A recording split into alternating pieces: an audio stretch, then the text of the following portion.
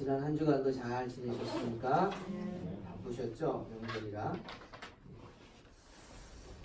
이런 생각을 해봤습니다. 사람에게 가장 아름다운 부분이 어디일까? 여러분은 어디라고 생각하십니까? 얼굴일까요? 그렇죠. 얼굴, 아름다운 얼굴. 여성은 아름답습니다. 아마 이 세상에서 아름답기를 바라지 않는 여성도 없을 겁니다. 때문에 얼굴을 예쁘게 하기 위해서 여성분들은 화장을 하죠. 요즘 남자도 화장을 하더라고요. 저희 집도 여성이 3명이라 그런지 아침마다 매우 바쁜 데가 있어요. 어디가 바쁠까요? 화장대가 바쁘죠. 화장대가 아주 바쁩니다. 요란하고요. 다 그런지 모르겠지만 여자들이 화장을 하고 지나간 자리는 한바탕 난리가 나는 것 같아요. 어디가 가장 아름다울까? 여자분들 몸매일까요? 몸매가 아름다우면 좋죠. 보기 좋죠. 뿐만 아니라 바라보는 사람도 좋습니다. 이쁜 거 누가 싫다고 그랬어요? 좋죠. 그래서 다이어트도 하고 피트니스 센터에 다니면서 몸매 관리도 하고 살 빼는 약도 있더라고요. 제가 아는 가까운 분도 갑자기 많이 살이 빠져서 놀랐어요. 그랬더니 비밀이 있다고 살 빼는 약을 드셨다고 그러더라고요. 살은 뺀 건 좋은데 아주 날카로워져가지고 저는 안 좋은 것 같더라고요. 몸매 관리하면 건강도 좋습니다. 뭐가 아름다울까? 아무래도 마음이겠죠? 마음이 예쁜 사람은 무엇 해도 다 아름답습니다. 아멘? 그렇죠. 마음이 예쁘면 다 아름다워요. 세계적인 미인이라고 지금도 많은 사람들 입에 회자하는 분이 있어요. 오드리 헵번. 젊은 분들은 모르지만 전 압니다. 이 로마의 휴일이라는 영화에서 아주 유명했죠. 이 오드리 헵번 이분이 1993년에 대장암으로 투병하다가 64세에 정말 짧은 생을 마감을 하셨어요. 근데 그분이 여전히 많은 사람들 기억 속에 아름답게 각인되는 건 그녀가 예쁘기 때문만은 아니에요. 생각해 보세요. 64세 할머니가 예뻐봤자 얼마나 예쁘겠어요. 근데 그녀의 그 쭈글쭈글한 얼굴 사진 나오면서 아름답다고 사람들이 얘기합니다. 왜 그럴까? 그녀가 아름다운 건 그녀의 외모가 아니라 이제는 그녀의 마음 때문, 그녀의 행동 때문. 오드리 헵번은 60살쯤 돼서 은퇴하고 그 말년의 삶 대부분을 가난한 아이들 구제하는 유니세프에서 헌신을 했다고 합니다. 그때만 한 게 아니더라고요. 25살 때부터 이미 유니세프 활동에 참여했어요. 저는 이게 대단한 것 같아요. 25살이면 정말 자기밖에 모를 때잖아요. 자기 가꾸고 자기 앞길 생각하고. 그런데 이런 어린이 구제하는 이런 활동에 참여했다는 게 참 깨어있는 사람이다. 88년부터 92년까지 죽기 직전까지 아프리카, 남미, 아시아 아주 가장 가난한 세계에서 그런 공동체에서 아이들을 돌보며 사역을 했습니다. 그래서 지금도 사람들이 오드리 헵번을 그냥 미인 배우만이 아니라 유니세프의 아름다운 활동가, 박애주의자 이렇게 기억하는 겁니다. 얼굴도 예쁘고 마음도 예쁜 오드리 헵번. 정말 많은 사람들이 그리워하는 아름다운 여인이죠. 왜? 마음이 예쁘기 때문에.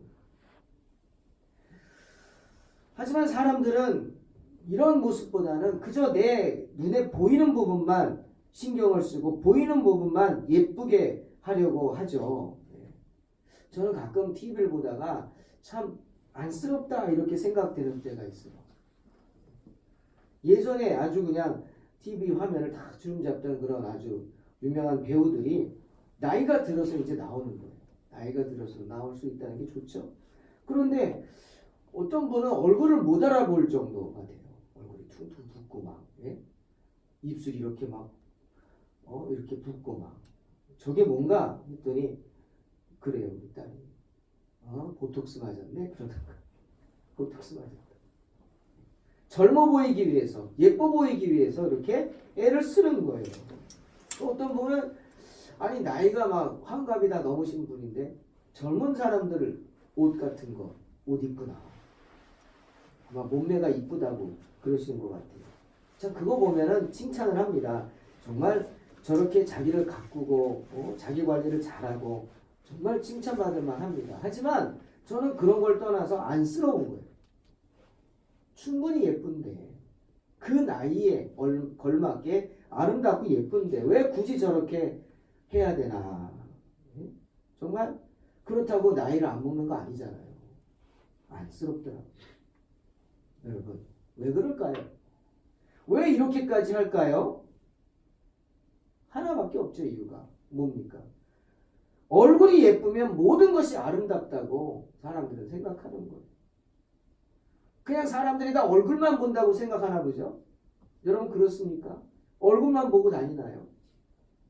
앞만 보고 다니냔 말이에요. 여러분. 여러분이 아는 분들 생각해 보세요. 그분들 앞만 봅니까? 아니죠. 뒷모습도 봅니다. 뒷모습.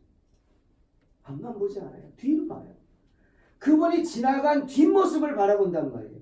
그분이 거쳐간 뒷모습을 바라볼 수 있다고요. 그리고 그렇게 바라보죠, 사람들이. 그런데 우리는 뒷모습은 생각 안 해요. 그저 앞만 생각합니다. 눈에 보이니까.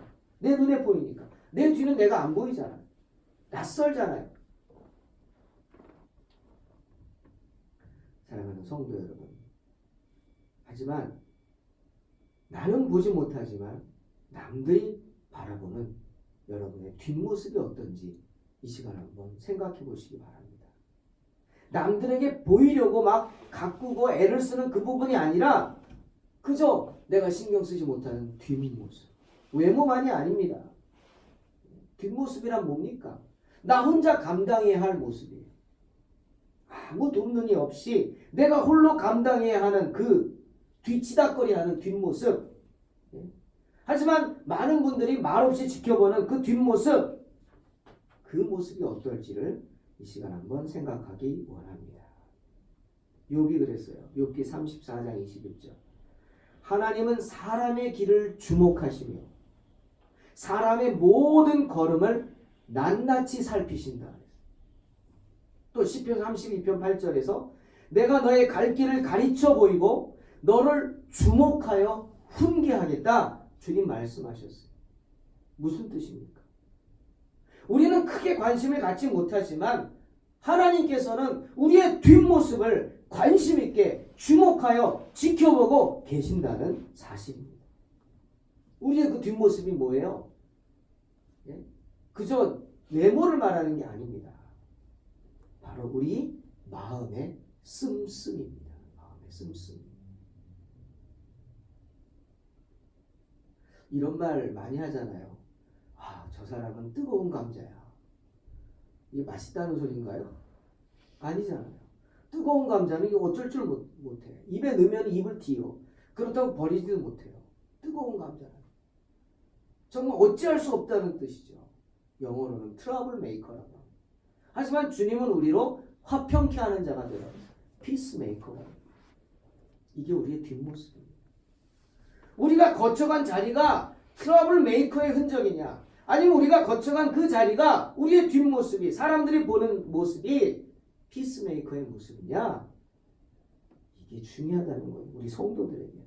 바로 그 마음의 씀씀이죠. 우리가 걸어온 발자취, 우리가 살아온 과정들, 흔적들, 우리가 은밀히 행하는 일들을 말하는 것입니다. 잠언 4장 23절에서 성경은 말씀하세요. 무릇 지킬 만한 것보다 더욱 내 마음을 지키라. 생명의 근원이 이에서 남이니라. 마음을 지키는 게 복된 삶의 셈이라고 합니다. 홍동번역 그렇게 말했어요. 여러분 새벽에 토끼가 눈 비비고 일어나서 먹고 가는 게 뭐예요? 깊은 산속 옹달샘. 새벽에 토끼가 마시고 시작하는 게 뭐냐고요? 하루를 시작하는 거, 힘있게. 깊은 산속 옹달샘. 토끼만이 아니에요. 숲속에 온갖 동물들이 와서 마시고 힘을 얻고 새롭게 하루를 시작하는 것이 바로 깊은 산속 옹달샘입니다. 그것이 뭐예요? 우리의 마음이라는 거예요. 복된 삶의 셈이라는 거죠. 사람에게 가장 아름다운 건 얼굴도 아닙니다. 몸매도 아닙니다. 그 사람이 가진 것도 아닙니다. 소유한 것도 아니에요. 사람에게서 가장 아름다운 것은 바로 그 사람의 마음이라는 말이죠. 마음 씀씀이. 잠언 12장 8절. 마음이 패려한 자는 멸시를 받는다. 잠언 11장 20절. 마음이 패려한 자는 여호와의 미움을 받는다. 하십니다. 패려하다는 게 뭐예요? 삐뚤어졌다는. 마음이 삐뚤어졌어요. 생각이 삐뚤어졌어요. 그러면 사람들이 멸시하죠. 앞에서는 머리를 숙일지 모르지만 뒤돌아보세요. 나는 못 보죠. 내 뒷모습을. 하지만 그 뒤에서 사람들은 어떻게? 손가락질하고 있다. 저런. 왜? 마음과 생각이 삐뚤어졌기 때문에. 멸시를 당하는 거예요. 사람만이 아니에요. 여호와께서도 멸시를 하신다고 오늘 성경은 말하고 있는 거예요. 사랑하는 성도 여러분, 우리 주님 얼굴 보시지 않습니다. 몸매도 보시지 않습니다. 뭘 보세요? 마음을 보십니다. 우리의 마음 씀씀이를 보시는 거예요. 생각해 보세요. 요한복음 6장에 나오는 오병이어의 기적이 있어요. 놀라운 일이죠. 그 오병이어의 기적, 그 시작이 뭔지 아십니까? 그 시작, 시발점, 바로 한 어린 아이의 착한 마음에서 비롯됐습니다. 오랜 시간 말씀 듣는다고 아이가 말씀 듣겠다고 와서 밥도 못 먹고 쫄쫄 굶고 있어요. 얼마나 배가 고파요. 하루 종일. 그런데 이 어린아이 눈에 누가 들어오는 거예요? 예수님이 들어오는 거예요. 나는 그냥 앉아서 듣기만 했는데도 배가 고픈데 주님은 하루 종일 서서 우리에게 말씀을 전하신단 말이에요. 그 주님을 생각하니까 너무 내 마음이 움직이는 거예요. 안타까운 거예요. 그거 어떻게 했어요? 자기가 가지고 있는 도시락을 가지고 나옵니다. 여러분, 그 자기 도시락을 가지고 주님 앞에 나오는 그 어린아이의 뒷모습을 한번 상상해 보세요. 어떨까요? 아주 아름다운 뒷모습 아닙니까? 그 아이의 착한 마음의 씀씀이에서 바로 오병이어의 기적은 시작된 줄로 믿습니다. 또 마태복음 21장에 나오는 예루살렘 입성하시는 예수님 나귀 타고 호산나 찬양의 기적이 일어나는 그 순간이 어디에서 또 비롯됩니까? 바로 자기의 것을 자기의 것이라 하지 않고 주께서 쓰시겠다 하라 이 말씀 한마디에 자기가 가지고 있는 나귀 새끼를 드린 그분의 귀한 마음 씀씀이에서 비롯된 겁니다. 나귀 새끼라도 그게 얼마나 값이 나가겠어요. 물질 한두 푼에 그냥 덜덜 떠는 오늘날 많은 사람들의 모습 속에서 이분은 자기의 것을 그저 말 한마디에 주가 쓰시겠다 하라 그 한마디에 아무 말도 하지 않고 조건도 내세우지 않고 그저 드립니다. 가져가라. 그 어린 나귀 새끼 주인의 그 마음 씀씀이에서 호산나 찬양의 기적은 시작된 줄로 믿습니다. 그런데 그렇게 마음이 아름다운 사람의 또 무엇이 더 아름다운지 아십니까? 정호승이라는 시인이 이런 시를 썼어요. 사람의 뒷모습 중에 가장 아름다운 모습은 저녁놀이 온 마을을 물들일 때 아궁이 앞에 쭈그리고 앉아 마른 솔가지를 꺾어놓거나 가끔 솔방울을 던져놓으며 군부를 떼는 엄마의 뒷모습이다. 참 그렇지 않습니까? 시인은 그렇게 아름다운 마음을 담은 사람들의 그 뒷모습이 더욱 아름답다. 엄마의 뒷모습이 아름다운 이유가 뭐예요? 아름다운 마음을 담았기 때문에. 어떤 마음? 가족을 위해 헌신하는 마음. 사랑하는 사람들을 위해서 희생하는 마음. 이거는 아주 먼 옛날 이야기가 아닙니다. 지금은 우리가 뭐 이런 거 참 찾기가 힘들겠지만 한 4, 50년 전만 해도 우리 시골에서 늘상 있었던 우리 집의 모습이죠. 저도 뭐 초등학교 다닐 때 저희 집은 그렇지 않았지만 그 친구네 집에 가면 늘 이런 모습이었어요. 군불 떼고.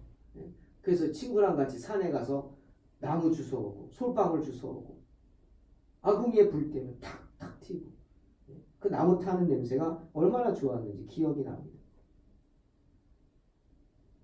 거기 엄마는 거기 앉아서 군부를 뗍니다. 그냥 불만 떼는 게 아니야. 그 안에 고구마를 집어넣죠. 노릇노릇 익어가는 고구마, 달콤한 고구마. 가족들은 그거 가져다가 방에 놓고 맛있게 먹습니다. 그 달콤함 너머에는 하지만 그 누구도 알 수 없는 가련한 엄마의 뒷모습이 있습니다. 차마 뒤돌아보지 못하는 엄마의 뒷모습이 있죠. 뒷모습에 가려 우리는 볼 수 없지만 앞에서 엄마는 울고 계십니다. 군불 때는 매운 연기 때문에 눈물을 흘리기도 하지만 그것만이 아니죠. 몰려오는 피곤한 삶의 무게감에 짓눌려 울고 계시죠. 어려운 형편에 어린 자녀들 굶기지 않고 어떻게 무엇을 먹일까 생각하며 울고 계십니다. 험한 세상 속에서 내 가정을 어떻게 지켜나갈까 고민하며 울고 계십니다. 하지만 엄마는 그렇게 매운 연기에 콜록콜록 거리면서도 군불 때는 그 자리를 결코 떠나지 않으시죠. 왜? 사랑하는 이들을 생각하기 때문에. 사랑하는 이들을 위해서 그 고통을 다 받아내시는 겁니다. 그것이 엄마의 뒷모습입니다.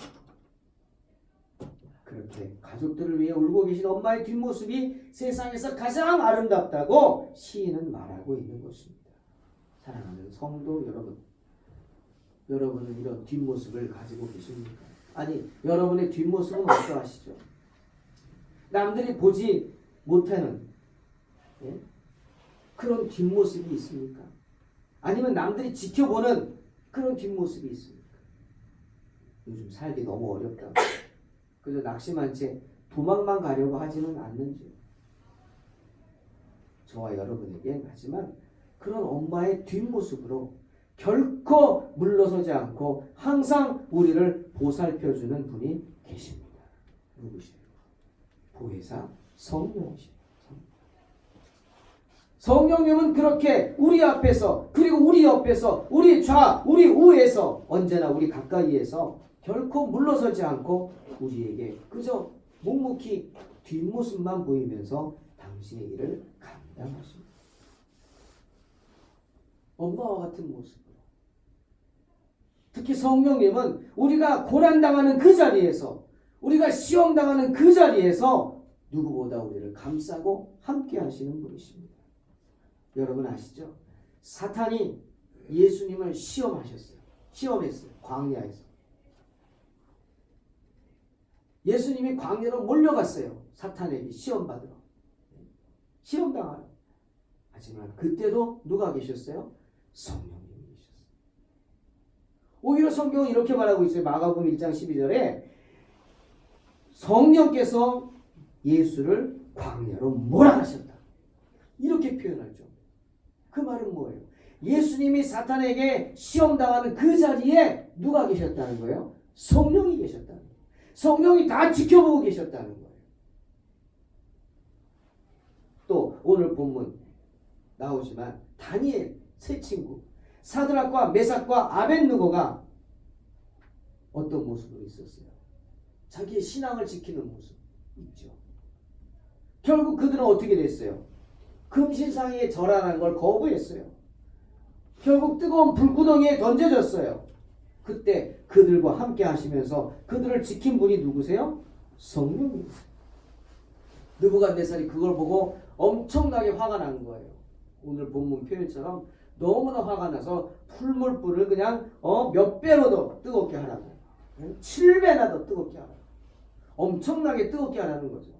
그 불이 얼마나 뜨거웠던지 사드락과 메삭과 아벳느고를 집어넣던 사람들이 집어넣다가 불타 죽었다는 거예요. 그런데 놀라운 일이 생기지 않습니까? 사드락과 메삭과 아벳느고를 결박해서 집어넣었는데 불 속에서 이들이 멀쩡한 모습으로 풀려가지고 여기저기 돌아다니고 있는 거예요. 참 기가 막히죠. 그것도 기가 막힌데 더 놀라운 건 뭐예요? 풀무불 속에 세 사람이 아니라 네 사람이 있는 거예요. 네 사람. 느부갓네살이 그걸 보고 깜짝 놀랍니다. 소리칩니다. 아니 이게 어떻게 된 일이냐? 우리가 결박해 불 가운데 던진 자는 세 사람이 아니냐? 그런데 어떻게 네 사람이 있느냐? 그런데 그 넷째 사람의 모양은 신들의 아들과 같다. 이렇게 말합니다. 여러분, 그 네 번째 사람이 누굴까요? 바로 묵묵히 뒷모습만 보이시면서 그 일을 감당하시는 보혜사 성령이십니다. 성경은 넷째 모양은 신들의 아들과 같다 번역하고 있지만 원어를 보면 이는 에라라는 아람어를 씁니다. 이 에라는 아람어로 무슨 뜻이냐? 하나님이라는 뜻이에요. 하나님. 그러니 직역하면 느부갓네살이 풀무불, 뜨거운 풀물을 보고 이렇게 외친 거예요. 아니 저 불 속에 내가 사드락, 메삭, 아벤느고만 넣지 않았냐? 근데 하나님도 계시네. 하나님도 계시네. 느부갓네살은 이를 또 뭐라고 표현했어요? 마라크, 아람어로 마라크라고 표현하고 있어요. 우리는 그냥 천사라고 표현했죠. 느부갓네살이 만났던 그 천사, 그 에라, 하나님 누구죠? 바로 성령님이신 줄로 믿습니다. 다니엘이 사자굴에 들어갔을 때 이미 그 안에 누가 계셨죠? 그 안에 누가 그 자리에서 사자들의 입을 다 그냥 꼬매놨어요. 막아놨어요. 봉해놨어요. 다니엘을 물지 못하게. 다니엘 지키셨어요. 그 무서운 사자들이 다니엘 앞에서 강아지 마냥 가만히 앉아 있었어요. 누구십니까? 그 사자들의 입을 막으신 분이. 역시 성경은 마라크라고 표현하고 있어요. 번역하고 있어요. 이 마라크 뭐예요? 느부갓네살이 풀무불 속에서 만났던 하나님. 야 저기 하나님이 계시대 하는 그 하나님. 바로 다니엘이 만난 하나님. 엄마의 뒷모습처럼 스스로를 드러내지 않고 때로는 사자굴에서 때로는 풀무 속에서 우리를 위해 스스로를 희생하시는 그 네 번째 사람. 바로 보혜사 성령이십니다. 제가 얼마 전에 어떤 목사님하고 얘기하다가 깜짝 놀랐어요. 이거 정말 심각하다. 거의 막 싸울 뻔하다가 꼭 참았어요. 논쟁을 한 거죠. 뭐에 대해서? 성령에 대해서. 이분은 그러는 거예요. 할 만한 분인데 구약시대에는 성령이 없다는 거예요. 그러면 어떻게 생각하십니까? 성령은 신약시대에 오순절에 임하셨다. 그런 구약시대에는 성령이 없다는 거예요. 저는 깜짝 놀랐어요. 이게 무슨 말인가? 다시 한번 사도행전 2장을 들여다보라고 했어요. 오순절 성령 강림 사건. 제가 읽어볼게요. 사도행전 2장 1절 3절. 오순절 날이 이미 이름에 저희가 다 같이 한 곳에 모였더니 호련히 하늘로부터 급하고 강한 바람 같은 소리가 있어 그들이 앉은 온 집에 가득하니 마치 불의 혀같이 갈라지는 것들이 그들에게 보여 각 사람 위에 하나씩 임하여 있더니 그들이 다 성령의 충만함을 받고 성령이 말하게 하심을 따라 다른 언어들로 말하기를 시작하니라 말씀하십니다. 맞습니다. 오순절에 강력한 성령이 임한 것 사실입니다. 그런데 말씀을 한번 자세히 들여다보세요. 성령이 뭐라 그랬어요? 각 사람 위에 하나씩 임하여 있다 말씀하세요. 각 사람. 개인에게 성령이 임했다는 거예요. 성령께서 성령을 사모하는 각 사람들 개인에게 임하셨다는 말이죠. 물론 구약시대에는 이런 역사가 없습니다.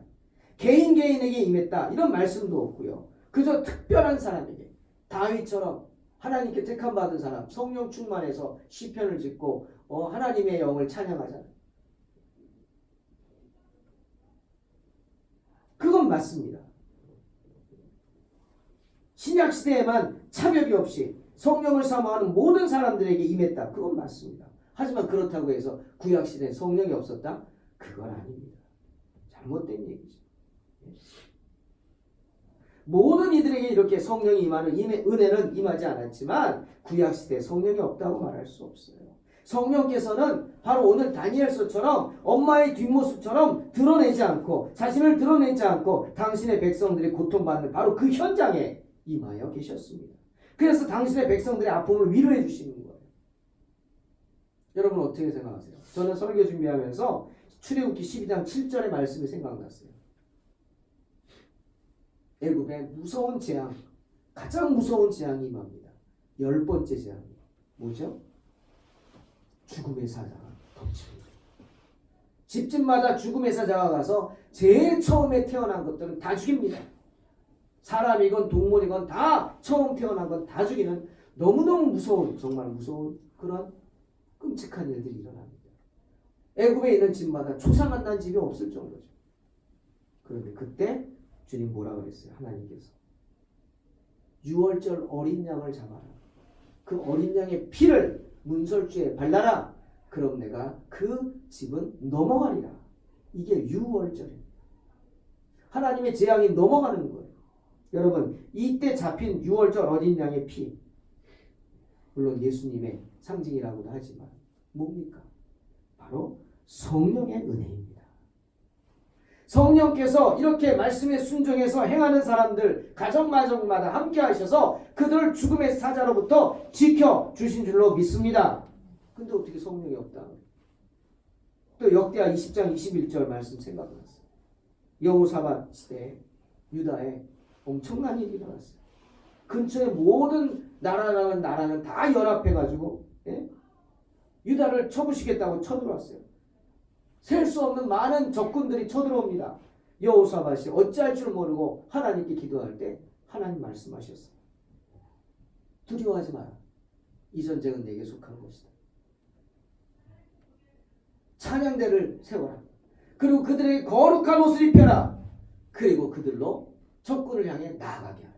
찬송을 부르는 기가 막힌 얘기죠. 적들은 창과 칼을 들고 오고 있는데 우리는 비무장하고요. 그냥 거룩한 예복 가운 입고 찬송 부르고 가라는 거예요. 예? 죽으러 가라는 얘기 같잖아요. 기가 막힙니다. 누가 그 앞장설까요? 누가 찬양대에 들어갈까요? 여러분 들어가시겠습니까? 그런데 놀라운 일이 일어나죠. 그 말씀을 듣고 여호사밧이 찬양대를 조직하는데 너도 나도 자원해서 모이는 거예요. 그들에게 거룩한 옷을 입히고 무리의 맨 앞에 세워서 암몬과 모압 그 연합군 적군들을 향해 나아가게 합니다. 그러자 놀라운 일이 일어납니다. 누가 이렇게 한 거예요? 성령이 하신 거죠. 성령이 그들의 마음에 감동을 주신 거예요. 두려워하지 말라, 놀라지 말라, 나는 내 하나님이 됨이니라, 놀라지 말라고 그들의 마음에 감동을 주셔서 성령의 감동을 받은 사람들이 자원하여 찬양대가 되고 자원하여 맨 앞에 서서 적군에게 칼과 창으로 무장한 적군을 향해 찬송을 부르며 나아갑니다. 성경은 말씀하십니다. 역대하 20장 22절 그 노래와 찬송이 시작될 때 여호와께서 복병을 두고 유다를 치러온 암몬 자손과 모압과 세일산 사람을 치게 하심으로 저희가 패하였다. 할렐루야. 누가 하셨어요? 성령이 하십니다. 사랑하는 성도 여러분, 이렇게 성령께서는 모든 고통을 당신의 몸으로 받아내십니다. 그리고 우리에게 엄마의 뒷모습과 같은 모습을 보이시면서 고난당하는 우리와 함께 하십니다. 때문에 바울도 오늘 본문에서 그러는 거예요. 이와 같이 성령도 우리 연약함을 도우신다. 우리가 마땅히 기도할 바를 알지 못하나 오직 성령이 말할 수 없는 탄식으로 우리를 위해 친히 간구하신다 말씀하신 것입니다. 엄마의 뒷모습 속에 감추어진 탄식, 그런 탄식을 하면서 고난 중에 있는 우리 연약함을 도우시는 분이 바로 느부갓네살이 본 네 번째 사람 보혜사 성령님이신 줄로 믿습니다. 성령은 이렇게 스스로를 드러내지 않으십니다. 하지만 세상 풍파에 어쩔 줄 몰라 괴로워하는 우리 연약함을 보시고 우리를 위해 말할 수 없는 탄식으로 우리 연약함을 도우십니다. 그렇게 섬기면서 자신을 희생하는 아름다운 뒷모습을 가지고 계신 분이 바로 성령이십니다. 사랑하는 성도 여러분, 여러분의 뒷모습은 어떠시죠? 내 욕망을 채우기에 다른 사람들에게 보이기에 급급하는 그 나의 앞모습이 아니라 하나님께서 주목하여 보고 계시는 여러분의 뒷모습은 어떠십니까? 성도로서, 성령의 사람으로서 하나님의 사람들을 말없이 섬기는 아름다운 뒷모습을 가지시기를 주의 이름으로 축원합니다. 그런 아름다운 뒷모습은 마음 씀씀이가 다른 뒷모습입니다. 창세기 4장에 나오는 아담의 두 아들 기억하시죠? 왜 하나님께서 아벨의 제사는 받으시고 가인의 제사는 받지 않으셨다 생각하십니까? 그 뒷모습이 달랐기 때문에, 마음 씀씀이가 달랐기 때문이에요. 번제로 드린다는 건 그냥 태워버리는 거예요. 남들이 볼 수 없는 거예요. 남들은 몰라. 누구만 아셔요? 하나님만 아시는 거예요.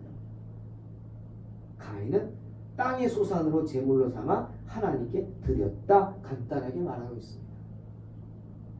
아마 그랬겠죠. 아, 이거 다 태워버릴 건데 핵곡식이면 아깝잖아. 묵은 곡식이면 어때? 곰팡이 난 거면 어때? 그냥 태워버릴 건데 하나님 뭐 이거 드시는 거야? 그런 마음이 아니었을까요? 하지만 아벨은 달랐어요. 성경 보니까 양의 첫 새끼를 구별하여 그 첫 새끼와 함께 그 기름을 드렸다 구체적으로 말하고 있어요. 여러분, 이건 결코 쉬운 게 아니에요. 아벨은 자신이 키우는 많은 양들 가운데 새끼 된 양들만 매일매일 아침마다 지켜보는 거예요. 임신한 양만 보는 거예요. 이게 쉽습니까? 그리고 누가 먼저 새끼를 낳을지 주의 깊게 지켜보는 거예요. 왜? 가장 먼저 태어난 첫 새끼를 드려야 되니까. 이게 쉬운 일입니까? 밤에 잠도 못 잤을 거예요. 혹시라도 내가 자는 사이에 새끼가 날까 봐. 어느 게 먼저 나는지 모르잖아. 이게 아벨의 마음 씀씀이었습니다. 그뿐이 아닙니다. 여러분, 번제를 드리는 건 그냥 양 한 마리 갖다가 이렇게 죽여서 태워버린다고 생각하세요? 아닙니다. 다 반란이에요. 양을 죽여서 피를 다 받아내고 껍질을 다 벗기고 살과 뼈를 다 발라내고 그 안에 내장을 다 꺼내 따로따로 태워 드리는 게 번제예요. 그런 수고를 했던 거예요. 그 기름을 다 짜내는 그 수고. 이거는 그냥 쉽게 가인처럼 아무거나 대충 곡식 갖다 놓고 태워버리는 것과는 다른 거죠. 마음 씀씀이가 다른 것입니다. 사랑하는 성도 여러분, 다른 사람들은 잘 보지 못합니다. 우리의 뒷모습을. 하지만 하나님은 잘 알고 계십니다. 또 거꾸로 나는 못 보지만 다른 사람들은 내 뒷모습을 봅니다. 내가 거쳐간 흔적들을 보는 거예요. 여러분은 보지 못하지만 내 뒤에서 사람들이 나에게 손가락을 할지도 모르는 거예요. 그런 여러분의 뒷모습은 어떻다고 생각하십니까? 하나님이 기뻐하시는 마음에 씀씀이 가지시기를 주의 이름으로 축원합니다. 비록 화려하진 않을지라도, 드러나진 않을지라도 주님 원하시는 곳에서 주님 원하시는 뜻대로 쓰임받을 수 있도록 아름다운 뒷모습을 가지시기를 주의 이름으로 축원합니다. 그런 여러분의 뒷모습은 주님뿐 아니라 나를 아는 많은 사람들이 다 지켜보고 있습니다. 저와 여러분이 그렇게 아름다운 뒷모습 가지기를 힘쓴다면 비록 나는 힘들고 피곤할지라도 6월절 어린 양의 피가 되셔서 죽음의 사자로부터 이스라엘 백성들을 구해주셨던 성령님께서 저와 여러분의 가정도 지켜주실 줄로 믿습니다. 사자굴에서 다니엘과 함께 하시고 뜨거운 불 속에서 사드락과 메삭과 아벤느고와 함께 하셨던 성령께서 언제나 어떤 형편, 어떤 처지에 있다 할지라도 저와 여러분과 함께 하실 줄로 믿습니다. 여러분, 로마서 8장 27절 말씀 다시 보십시오.